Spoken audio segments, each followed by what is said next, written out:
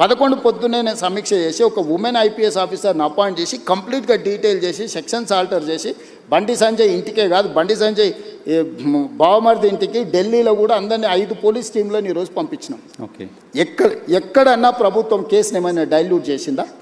ఇప్పుడు కొడుకు నేరం చేస్తే తండ్రిని అరెస్ట్ చేస్తారా? నువ్వు చెప్పు. ఇట్లాంటి కేసులలో ఇప్పుడు కొడుకు ఏదైనా తప్పు చేసిండు అంటే బండి సంజయ్ని అరెస్ట్ చేయాలా? ఏం కోరుకుంటుండ్రు? ఇప్పుడు బండి సంజయ్కి బీఆర్ఎస్ వాళ్ళకు పొసగలేదా, పొసిగిందా, ఎక్కడైనా తేడా వచ్చిందా, ఇవన్నీ నేను చెప్పలేను.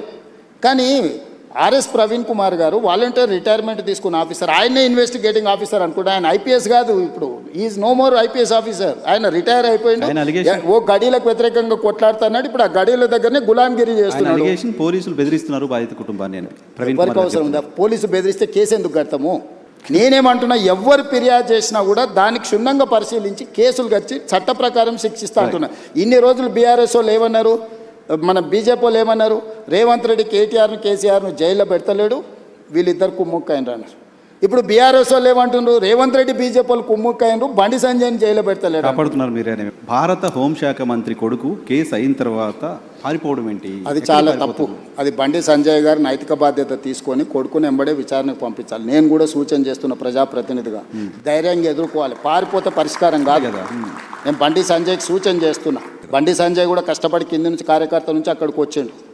కొడుకు తప్పిదం వల్ల ఆయనకు తలవంపులు వచ్చినాయి. కానీ బాధ్యత నిలబడి, తప్పైనా ఒప్పైనా నిలబడి జవాబు చెప్పాల్సిన బాధ్యత ప్రజాప్రతినిధిగా బండి సంజయ్ మీద ఉంది. దాని నుంచి, ఆ బాధ్యత నుంచి బండి సంజయ్ తప్పించుకోలేడు.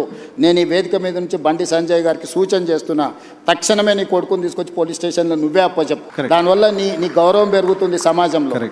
విచారణను ఎదుర్కోమనుండ్రి. తప్పో ఒప్పో విచారణ అధికారులు తెలుసా, నిజాయితీ కలిగిన అధికారులను వేసిన విచారణ ఎదుర్కొని నిలబడు, అంతే తప్ప పారిపోతే ఆదర్శంగా ఉండాలి. ఇప్పుడు మేము ఇవన్నీ ఇవన్నీ అసర్టైన్ చేసుకున్న తర్వాత కంప్లీట్గా అగ్రెసివ్గా పోలీస్ బిహేవ్ చేస్తారు.